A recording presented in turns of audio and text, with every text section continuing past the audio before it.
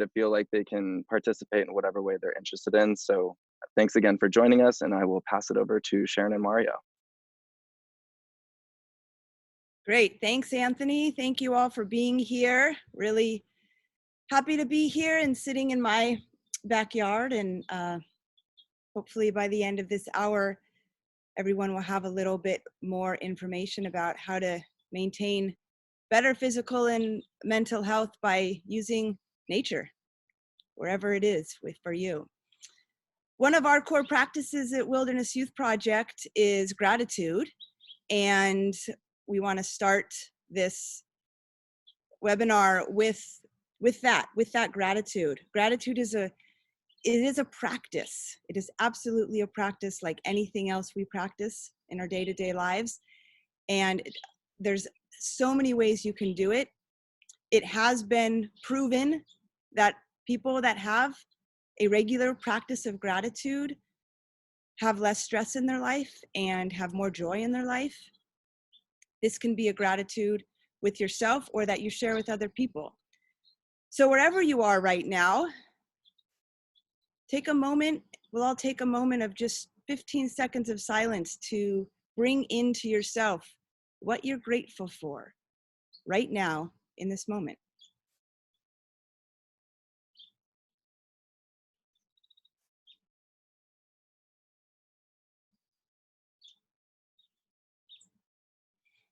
Thank you.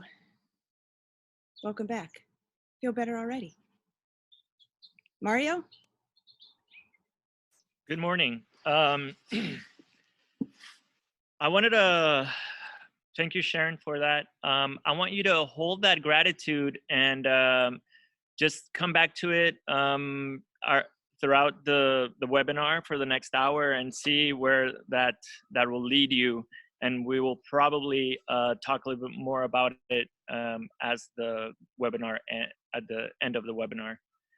So I wanted to talk a little bit about what this webinar is for, especially in this time. I think the keywords here are health, physical and our mental health.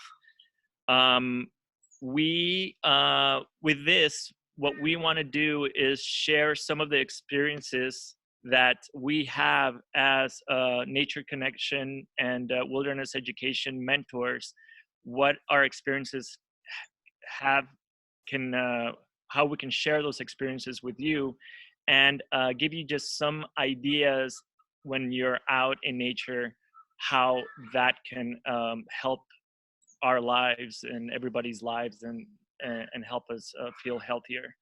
So we want to talk to you in the context of nature in general. We don't want to be specific to California or to the US. I know we have people joining us from other coasts and other states and other countries. So thank you so much for that. And what we're going to do is very simply talk a little bit about what tools we could offer you when you're out in nature. So let's start by, we have a couple of pictures we want to show you. So here's the first picture. Anthony, can you pull up the first picture? So what I want us to do is, just by looking at this picture that we have on the screen right now, just take a minute and we're going to talk a little bit about, I'm going to ask you some questions. For example, what do you notice about this picture? What do you notice in this picture?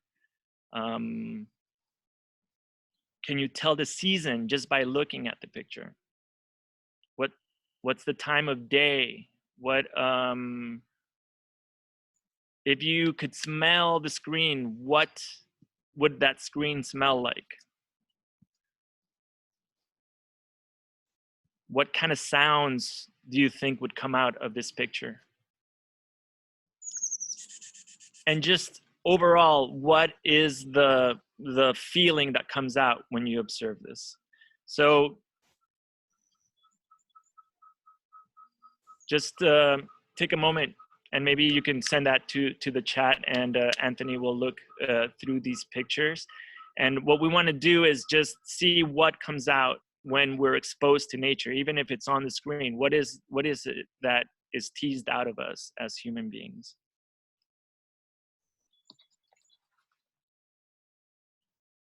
Thank you, Anthony. We have another picture.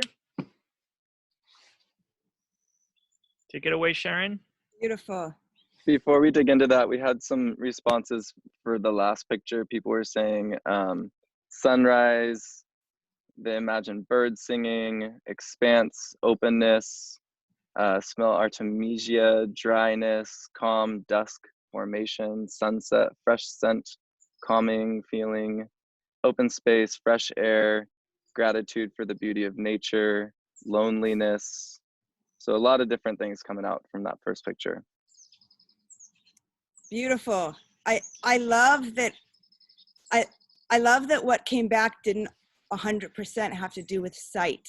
I love that it had to do with the other senses, that there was the smell of artemisia and somebody heard birdsong and somebody felt loneliness. So this is what nature connection does. It enlivens all of our senses, and it literally is about noticing. That's all it is.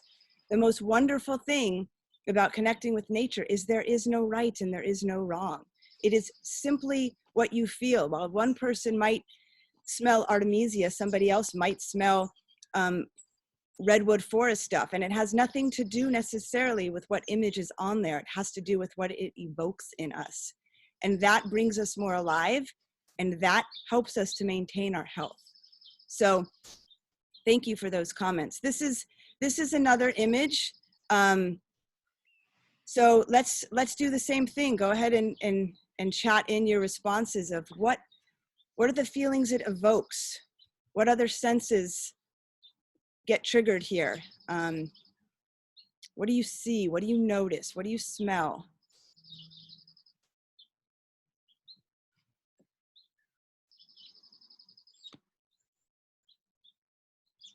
Yeah, so I'm seeing some of that that's coming up already. And again, we've got some very different views that on one hand, I see the future and curiosity and relaxation. It's this child is connecting right with the earth in the closest way that this young person can, by being down in it.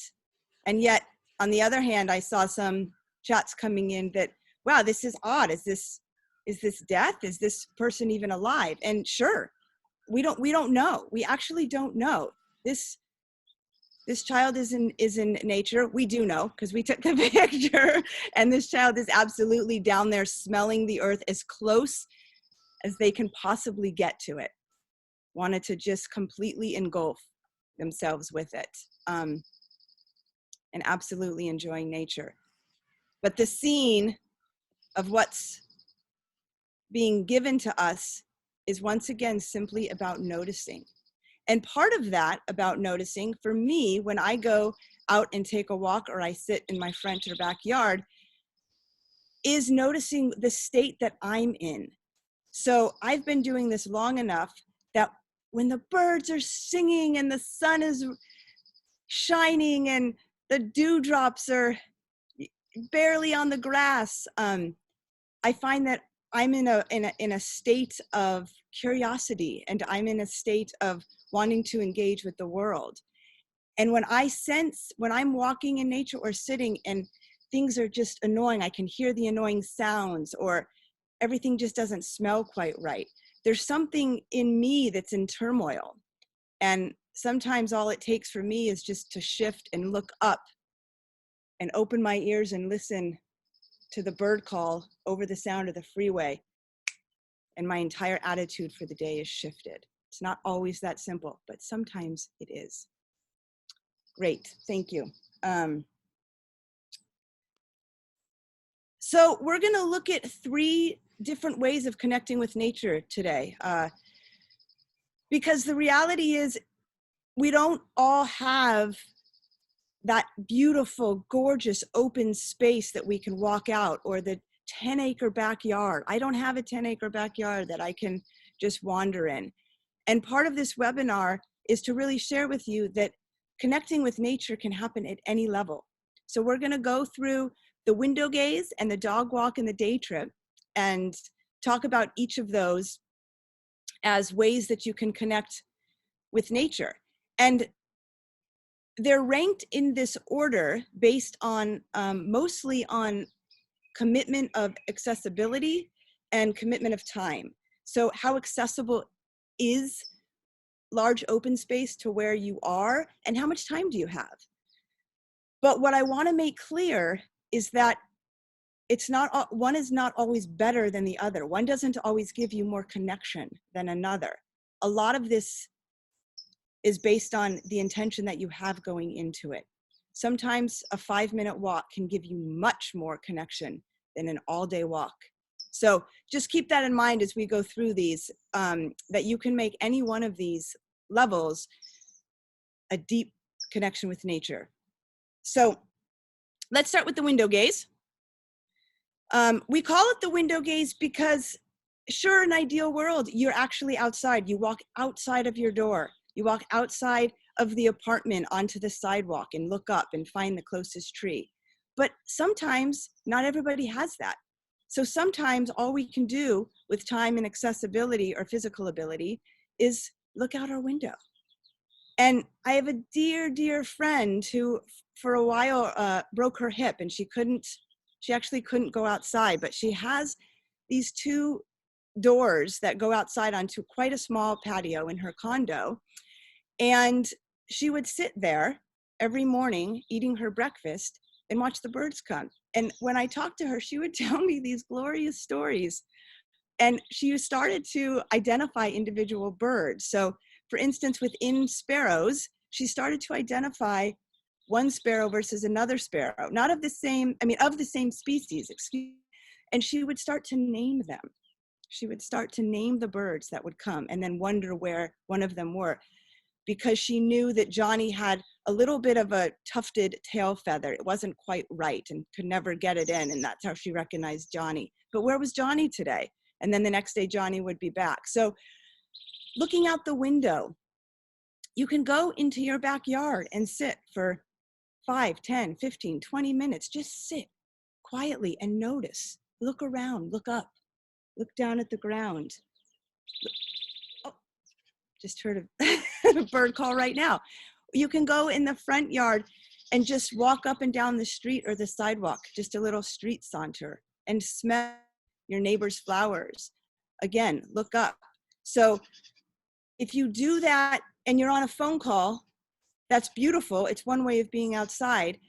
If you do that with the intention of letting everything go, but opening all your senses and having a strong intention to connect for 5 minutes, that window gaze is incredible and can be an incredible tool to uplift your health and mental well-being. So that's the window gaze. Mario's going to talk about the dog walk.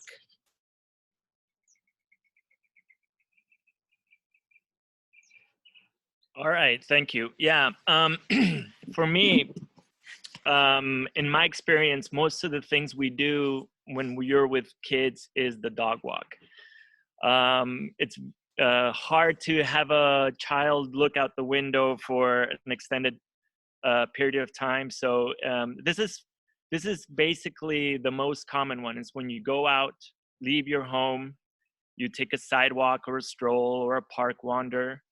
And in this one, again, I think the key word here is intention. Any of these 3 different ones that we're talking about, you know, the window gaze, the dog walk, or the day trip, it all depends on the intention. If you have a clear intention of why am I going out? Why am I doing this? Is this something that is really nurturing me? It doesn't really matter where you go and how long you do it for. In the dog walk, you start engaging a little bit more your senses. We go a little bit deeper into like, what are the smells, the colors, how is the light shining from one side or the other side of the tree. We also ask more questions when we're in this. Actually, you can ask questions in any of these, but these are more like these are more using the senses. This doesn't necessarily mean that you have to sit totally still and count the birds. It could just be you know, like a sense of just being in that place and just getting the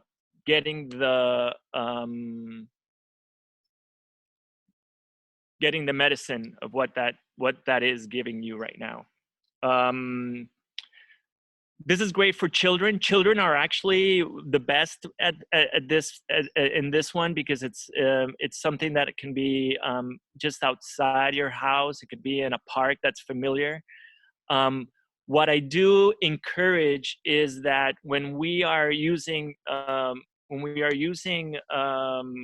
this one of being in the dog walk, we use this because it's people walk their dogs, and this is what you could do is try to disconnect from whatever is not letting you be in that moment right now. And also, especially with children, take your time and don't pressure the walk into getting to the destination too fast.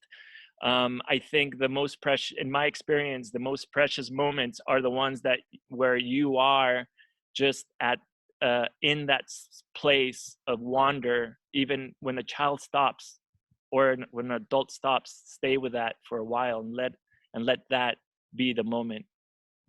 Let that be the place where all these different inquiries come to life. So yeah, that's a little bit. So it could be a journey. It could be you know, a longer in time, and you can you know, just it may use more resources, but this is something that we encourage is the dog walk. Anything you want to add to this, Sharon? Sure. I will add that one way, if you do, I know not everybody that's joining us today has children, but if you do have children, let them lead. Let them take you on a journey. It isn't about getting somewhere. It's about being in that place and letting them lead you to where you want to go. Yesterday in the rain, my daughter so wanted to go walking in the rain, and she led me, and all she wanted to do was step in every single puddle. We did not get very far because there were a lot of puddles, but it's something I would have never thought of. And it's a beautiful thing to let them lead. If you're not going with children, especially right now, there are so many families out and about. Watch the children, watch how they connect with nature, and allow yourself to be brought back into that the childhood, the mind of a child, that beginner's mind of being outside and being in nature, that there is no destination. It really is just a journey to be outside. So enjoy. I'll add too that some people are coming in with other comments about just ways that they've been doing these dog walk type experiences. So disconnecting, leaving the cell phones behind, modeling being open and paying attention and taking your time. Somebody said that their dog walks them and it's a good time to relax. Beautiful. So thank you. Great. Should we move on to the sorry. Yeah, should we move on to the day trip? Yes. Do you want to take this one, Sharon? Sure. So we call it the day trip, again, because it does require more of a commitment with time, and usually accessibility. So I don't know how many of you recognize this spot for those Santa Barbara locals, if you want to take a guess at where this is. This is probably about, depending on where you live, 30 to 40 minutes from Santa Barbara. And it requires, and then it's just a lot of exploration. And the idea here is to allow yourself to sink in so deeply. It's to allow yourself to really let everything behind, to really disconnect for more than an hour, and to leave and become part of a different environment for a day. So it's grabbing a backpack and putting some snacks and some water in there and then going. But like the window gaze and like the dog walk, there's a lot of similarities. As Mario and I have both talked about, it is an intention. You're going out with the intention to raise your health and to connect. You are absolutely on a journey. Once again, you leave the destination behind and just have the adventure that you can have. And when you allow nature to take you somewhere, when you allow nature to invite you in to the nook of a tree or the in between these rocks that you have to shimmy, all of a sudden there's a lot of receiving that can happen from you, because you're now touching that tree, you're now squeezing through that rock, you're absolutely taking in what nature has to offer. And nature is, as I've seen a lot over this last week, people are tweeting this and Facebooking this and sending it out. Nature is always open. And that is true. It doesn't matter if it's 5 o'clock in the morning or 10 o'clock at night or any time in between. It is always open. And it absolutely, nature absolutely will respond to you being out there. The more you're out there and the more you expand your awareness. And when I say expand your awareness, I'm talking about opening your senses, every single one, the more you will notice. And the more you notice, usually what happens with the children that we work with, the more they notice, the more connected they feel. And the more connected they feel, the deeper the relationship they want to have. It's like having a friend. It's absolutely like having a friend. So be open to nature and let nature seep into your bones. There's a friend waiting for you. So that's the day trip. Can I talk a little bit about this picture? Yes. So this picture was taken at Lizard's Mouth, close to Santa Barbara, and I took this picture from Adams Elementary School, and shortly after this picture was taken, there was scrub jay nearby, and the kids noticed it. When they finally slowed down enough to have lunch, they noticed that the scrub jay was coming pretty close to us. And then the scrub jay actually ate out of the hand of one of the kids that was there, ate a nut out of the hand. And then all of the kids after that they were holding each a nut and stood still and quiet, waiting for the scrub jay to come back for at least 40 minutes. And it was another example of that deeper connection. These kids still talk about that. This was a couple of months ago, and every time I pick them up at school, they're like, "Can we go back to Lizard's Mouth? I brought nuts today. I wanna see that bird again."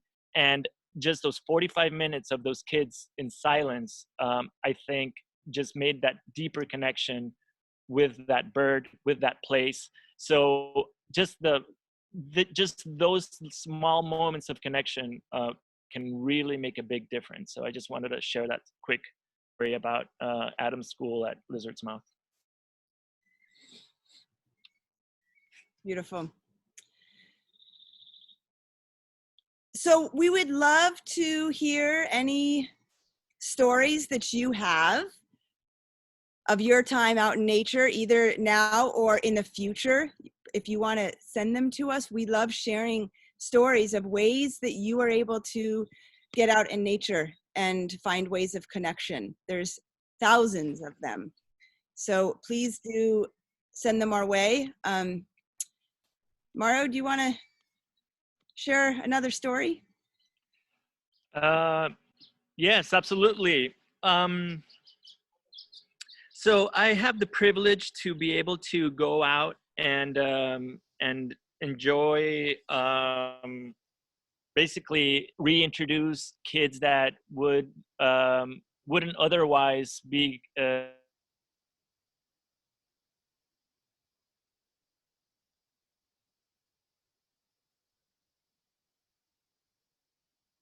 my favorite stories are the first timers, where kids get to do the things for the first time.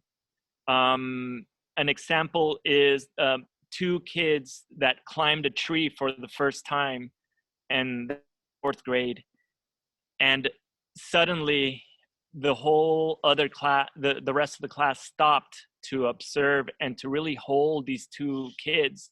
They stood around the circle looking up and really holding these kids, these two boys, as they climbed a tree.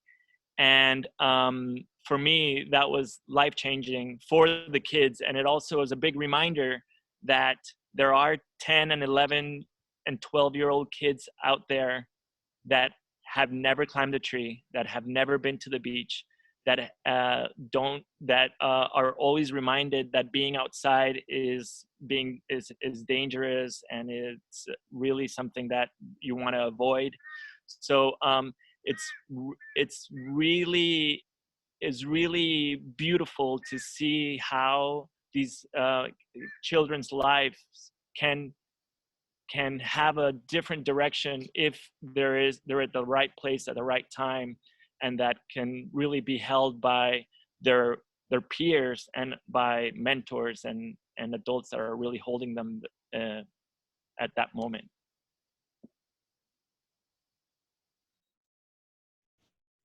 Great. So would love to know, we purposely left some time to see if you have questions or ideas with people. We'd love to know either what's standing in the way of you getting outside, or ideas of how you've gotten outside, or just things that you would love to ask myself or Mario. I actually had just a couple things I'd love to add in, Sharon, if you don't mind. Yeah. So just a few things that we're practicing. You know, we have a modest to small house and property that we live on with our daughters, and a few things that we're doing. You know, one, we have a very small garden plot, but we have filled it with wildflower seeds and sunflower seeds and small starts, and we just look at the garden in a different way right now, and just want to, you know, share that, you know, even if you have very small places, that anywhere you have soil, you can make magic with nature, and it's can be pretty therapeutic. The other thing was, you know, when we do go outside, is just particularly in our backyard. Again, it's pretty small, but we have trees around our neighborhood, and is actually trying to listen to all the different bird calls at any given time, which has been a really neat exercise for us, because a lot of times we don't pay attention to that stuff, being in the kind of urban area, and just trying to figure out how many different birds are in the neighborhood at any time, and trying to, you know, drone out or zone out all the other sounds of the city and listening to the natural world that's going on. And same with on an interior level, which I know this, you know, I'm sitting here in a building, but I think there's an amazing time to fill your house with plants. You know, low light plants, and just bringing nature indoors whenever possible has been a kind of a therapeutic thing for us too, where it gives us something to concentrate on. And you know, knowing that a lot of time will be spent in buildings is having natural things to look at. So small, but something to add into the discussion. Beautiful. Thanks, Dave. Yes, all of those items that you mentioned, David, reminds me of what Wilderness Youth Project is doing right now with your daily dose of nature. And if you are interested in receiving that, Anthony will share with you how to get on our newsletter. But there's all of those things are just little doses that you can do that literally take 5 minutes a day if you want to. And yeah, you can get your daily dose of nature. I'll drop that link to the newsletter in right now. And then Sharon, also, if have you seen the chats that have been coming in? Do you want to speak to some of those, or should I read them to you? Sure, read them to me. Okay, give me just a second. I'm going to drop the chat first.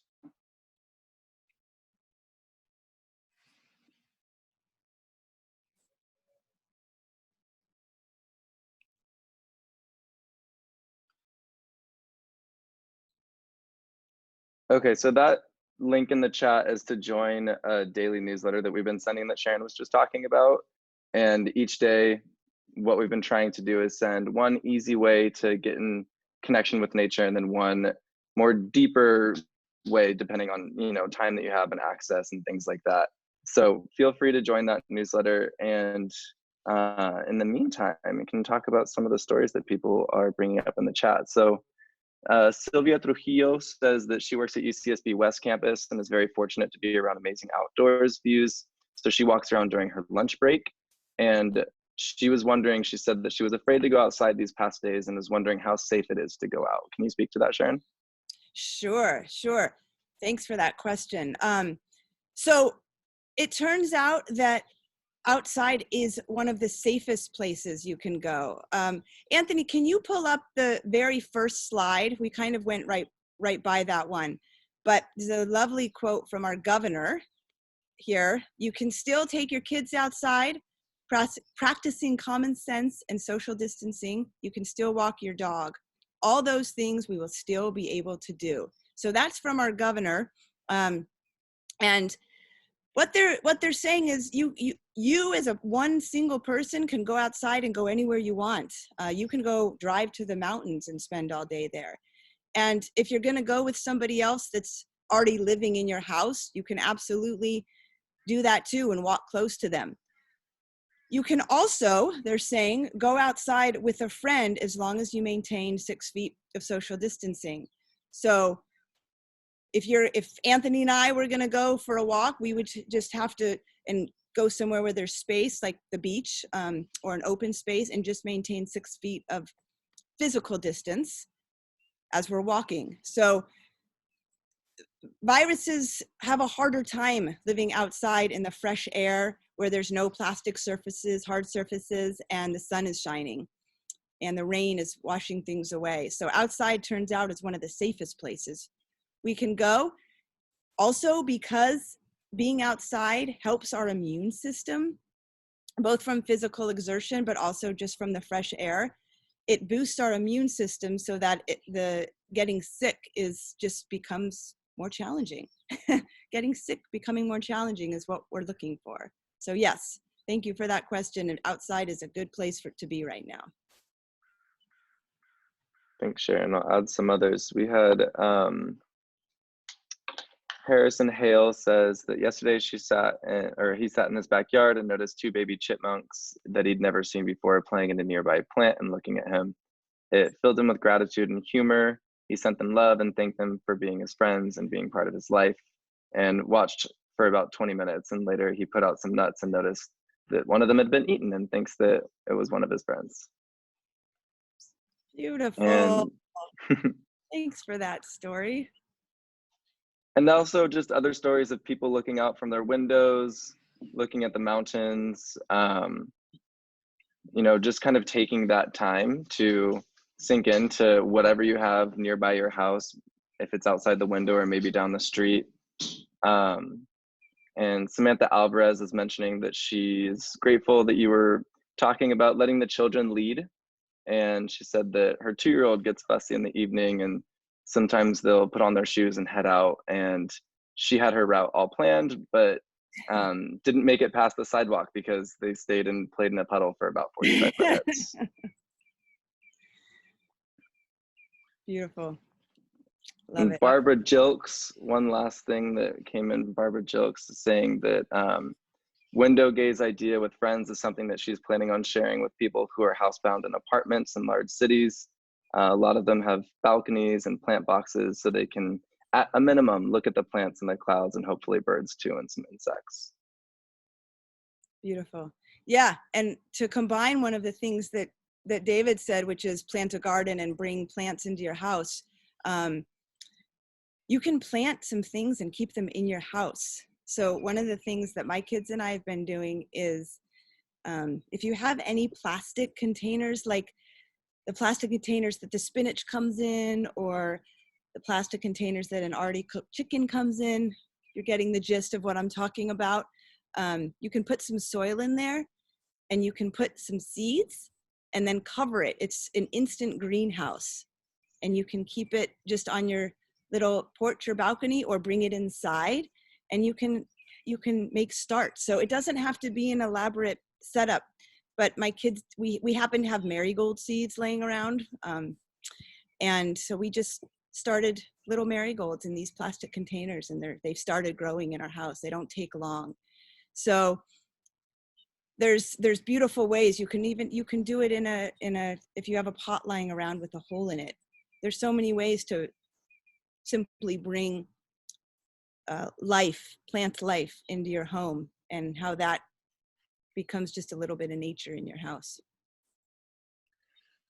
I want to go back about to talking a little bit about being led by children and not really focusing on the destination. I have a 2-year-old and a 5-year-old, and what I've learned from them is that sometimes the fact of having a destination can really get in the way of the experience. So sometimes, and also at the same time, it's good. Kids also like knowing where they're going to end up. So it's a combination of those two things. So I oh, we're going from here to that tree that we can see over there, and that makes it like a visible goal, but it could take us an hour to get there. So and then you can go to another goal after that, and then another one, and then another one, until you need to go back and eat something, or you got to change a diaper or something. So yeah, so there's a combination of being goalless, of not having a goal, or timeless and not having time, and also having those natural limits that you have to set. So ideally, you can be creative in having those two happen at the same time. If you have any questions around games or anything that you want to incorporate with kids, Wilderness Youth Project is a great resource. I have 15 more years of trying to play games and designing games with kids of all ages. So you can either email me or email Sharon or anybody at WIP, and it's a great resource, because sometimes, especially in these times, we need to play. I love playing outside or inside or anywhere, and there's a lot of creative ways that we can engage kids in play. Thanks for adding my email, Anthony. I did just see a comment from Cien. Hi, Cien. Was in my Wilderness Youth Project group for a while. She says, when I was eating lunch outside, a crow ate my dumpling. It was surprisingly fun. And that reminded me of the time of year it is. It's spring. It's spring in nature. That means, and also I think it was Harrison's comment about the baby chipmunks. Right? So it's what happens in nature is everything is, it's the beginning of life. So birds are building nests and having babies, and flowers are blooming, and everything's coming out of dormancy that they were in for the winter. So everything is very alive and very hungry. Everything is very hungry. So more than ever, you might have the crow stealing your dumpling and the chipmunk eating the peanut. We have a couple of bird feeders, and this is the time of year that the squirrels come and eat the seeds in our bird feeder. And at first it was, darn chipmunks, that's for the birds. But we realized that probably what was happening is that squirrel needed extra food to feed the babies. Everyone's trying to find all the food they can right now. So go outside and listen for the mating calls of the birds, and watch the bees are everywhere pollinating. This is the time that things are coming alive. Absolutely. Hey Sharon, I had a question, or Mario. Do you have any suggestions or a quick list of some places within like 15 to 20 minutes from downtown Santa Barbara or Goleta that you could just rattle off of places that people could go and immediately drop in heavily to nature? I mean, beyond like the beach, like some of the hikes or destinations, as it were. Are there just thinking, again, I don't know how many people have been up to Rattlesnake or been up to any Right. of the like local hikes, but it's always astonishing how many places you can get to within 15 minutes of downtown that a lot of people think are really far away, but in fact they are close. Sure, absolutely, here in Santa Barbara. So before Mario and I rattle off, one fun thing you can do too is use that technology and go to Google Earth and do satellite image and find your house and then see where the closest open spaces are. So because we can rattle off some of the bigger ones, but in Santa Barbara, we are so lucky. There's a lot of corridors that are open behind houses that you can walk at that people don't know about. So the Google Earth satellite is a good tool. I live out in Goleta, so I can rattle off some Goleta ones. One of my favorites is Lake Los Carneros. That's between Fairview and Los Carneros. And More Mesa, which I access because I live in Goleta, I access off of Patterson, but there's many other, you can do it also from Puente. And obviously there's the beach, but at least out here in Santa Barbara, if you go out to Devereaux Point, which is the beach there, it's called, is that the West Campus or East Campus? Oil Point. Coal Oil Point, thank you, Coal Oil Point. But there's bluffs above there that you'd never necessarily know from the beach. And if you go a little further, there's Elwood, the Elwood Bluff Preserve. So Mario, do you want to rattle off some of the downtown? Absolutely. But I also want to say that we have people joining us from Mexico City, from Bogota in Colombia, from Florida, from other places that these places might not they might not know what we're talking about. So I want to encourage you to, what Sharon said, look at your Google Earth and find open spaces. But here in Santa Barbara, there's hidden gems everywhere. We have a bunch of beautiful places in Hidden Valley off of Las Positas. There's some properties, big properties there. There's Ealing's Park. There's the Wilcox property, or has another name, but I forget. Douglas Family Preserve. Yes, there's one in the Mesa called Hondo Valley. Close to Hope Ranch, there's a lot of little hidden gems too. So and anywhere in the foothills, there's the Stevens Park, there's Tucker's Grove off of Turnpike, there's Rattlesnake Canyon, there's all of the other canyons east going towards Montecito. It's a big corridor of open spaces. So we're lucky here in Santa Barbara. We have a bunch of open space, but I also want to include the people that live in cities that it's harder for them to get out. I think the window gaze or the small walks is the best option for them right now. And we'll also share, we have a map that is the places we go for Wilderness Youth Project, and it's just kind of a map of the most regular places that we take kids and families to. So we'll make sure that that's available to you guys after the webinar.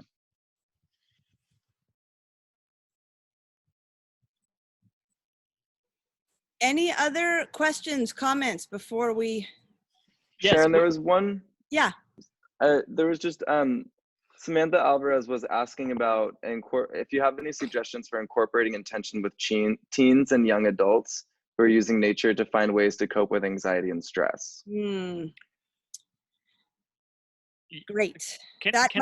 Yeah, go ahead, Mario. Can I talk a little bit about that? A lot of I've had also the privilege to work with other nonprofits that work closely with teens and emotional intelligence with teens.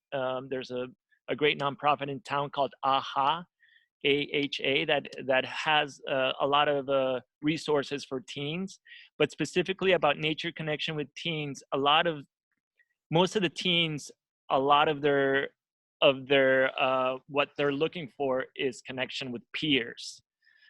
with their buddies, with the people that they go to school with. So what I recommend is having teens go with their friends and staying 6 feet apart, but using each other as support.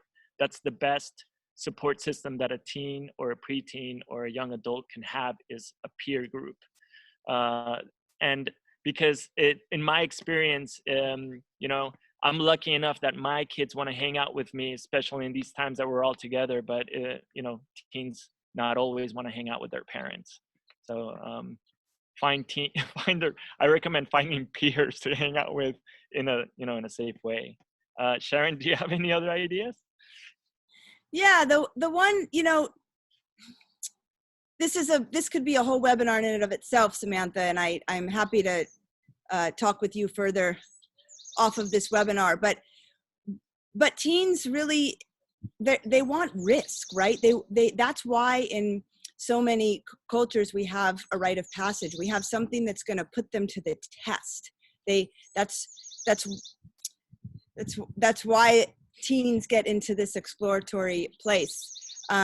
So what I find is they want to they want to go, sometimes just a run, a race, going through, you know, sometimes they have big Thule in Santa Barbara, there's big Thule stands, and sometimes just going through the Thule and making trails in the Thule, but they want to feel themselves alive, probably more than, you know, a young child does. They're right in that transitional stage between childhood and adulthood, and there's no clear marking of when they're actually adults. So they're trying on all of these things. Does this make me an adult? Does this make me an adult? And so a lot of it really is just getting their body to move. And I do have a lot of ideas on that. So I would recommend, if you're curious about that, yeah, you can hit me up individually and we can go down that road. Christine Bourgeois is saying that it's a good idea for teens to go out on bike rides. I agree with that. Bike rides are great for teens, for adults, for children, for anyone that can go on 2 or 3 or 4 wheels to do it. It's a great way to get anybody from point A to point B in a fun and a great way. Thank you, Christine. Beautiful.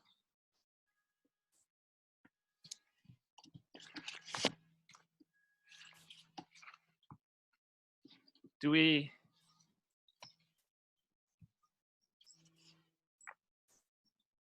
we wrap it up? Do we have more questions or ideas?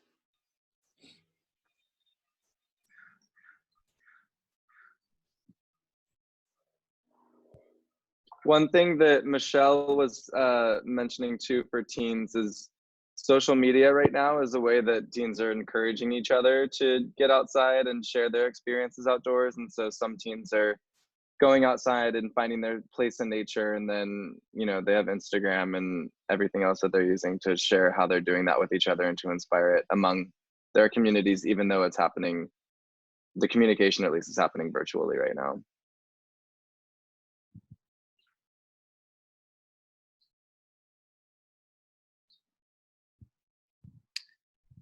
Excellent. Well, we're getting toward the bottom of the hour. If anyone has any other questions, we do have an active chat. You can type them in there. If not, I think we can start wrapping up. And Anthony, can you just let us know what's going to be shared with everyone after this meeting, and then we can start to tie things up. Yeah, we'll share this presentation as its own document, and then we'll share a recording of the whole webinar. So that way you can revisit it, you can share it with your own community, and we'll add, before sharing out the presentation, either an image or a link to that Places We Go map to give people who at least live locally in Santa Barbara some ideas for journeys that they can take, or even maybe places that are already close to their backyards.